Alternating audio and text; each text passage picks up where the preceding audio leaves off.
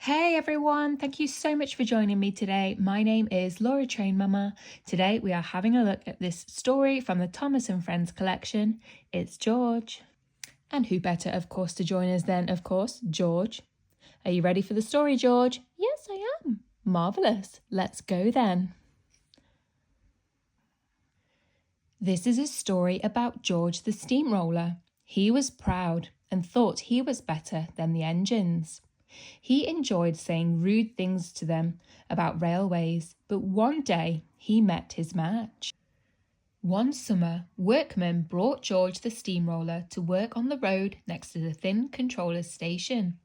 The road was being widened, so the workmen took down the wall between the rails and the road.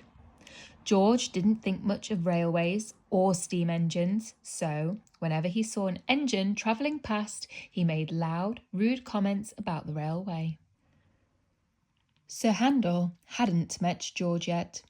His wheels had been slipping between the rails, so the thin controller sent him away to be fitted with new wheels with broader tyres. When Sir Handel came back, the other engines teased him, saying he had steamroller wheels. "With my new wheels, I'll be able to go faster than any of you," Sir Handel said boastfully. The engines couldn't wait to see what would happen when arrogant Sir Handel met rude George the steamroller. That night, the engines told Sir Handel about the things George had said to them. "He called us worn-out wheels on worn-out rails," Rheneas said sadly. "And he said that railways are no good, so he should pull them all up and make them into roads," Peter Sam added in horror. "But with your grand new wheels, you're just the engine to tackle George," Skarloey said. Sir Handel felt very important. "Don't worry," he replied grandly. "I'll show him who's best." The next morning, Sir Handel met George at a level crossing. "So you're Sir Handel," George said casually. "I've heard that you swank around with your new steamroller wheels trying to be as good as me."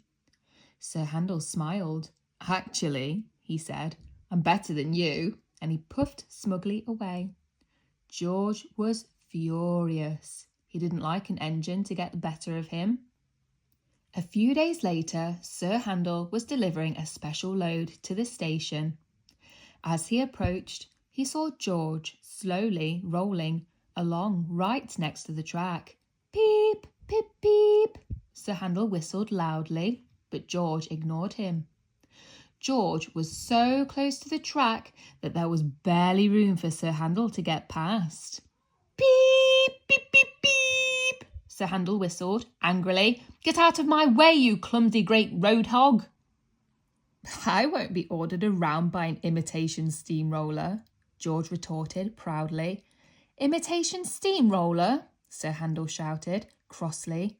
"I'm no imitation of anyone. You obviously wish you were an engine, otherwise you wouldn't be travelling so close to the rails." The two of them travelled side by side, exchanging insults as they went. No one could explain what happened next. George's driver said that he signalled for Sir Handel to stop, and Sir Handel's driver said he signalled for George to stop, but suddenly it all went wrong. There was a loud crash as George's front roller hit Sir Handel's brake van, which tilted sideways on the track. Sir Handel's fireman went to the station to get help. George and Sir Handel stood in shocked silence whilst their drivers argued about whose fault it all was. A policeman arrived just in time to stop the drivers' arguments ending in fisticuffs. Soon after, the thin controller arrived with Rusty and the fireman to settle the matter. "I expected more from both of you," the thin controller said to Sir Handel and George. "Your silly quarrelling has caused chaos and delay." Sir Handel and George were sorry. They now realised that their feuding had caused trouble. Luckily, they hadn't been going fast enough to cause any damage. Once George backed away, Rusty was coupled to Sir Handel. They moved carefully forward, so the brake van tilted back on the track. Then they hurried on to the station to deliver the special load. "Come on, George, we should get going too," said his driver. "We're starting a new job tomorrow on the other side of the island." George smiled. "It's a shame we're leaving," he said. "Having seen the engines work together in a crisis, I've decided they're not so bad after all." In the engine shed that night, Sir Handel told the engines about the crash. Being a boastful engine, he exaggerated the story, telling them that it was nearly a terrible disaster and that it was only his quick thinking that had saved them. "Wow," said Rheneas in admiration. "It sounds like you really showed George who's best." Rusty knew the real story, but he kept quiet to let Sir Handel have his moment of glory. The next day the road was finished and the workmen put up a fence between the road and the tracks. When Sir Handel heard that George had gone, he was more conceited than ever and told all the engines that he had made him go away. Rusty decided that it was about time Sir Handel was brought down a peg or two. So he told the other engines what had really happened that day. Suddenly, Sir Handel was being laughed at wherever he went.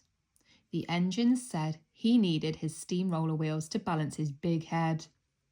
Sir Handel had learnt a valuable lesson. He would never again make up silly stories just to make him sound more important. And a few months later, when he met George again, they had a good chat about roads and railways and decided that they could be friends after all. That brings us to the end of this story about George. I really hope that you enjoyed listening along with me today. And if you did, please don't forget to hit the like button and make sure you are subscribed to the channel. And other than that, have a great day.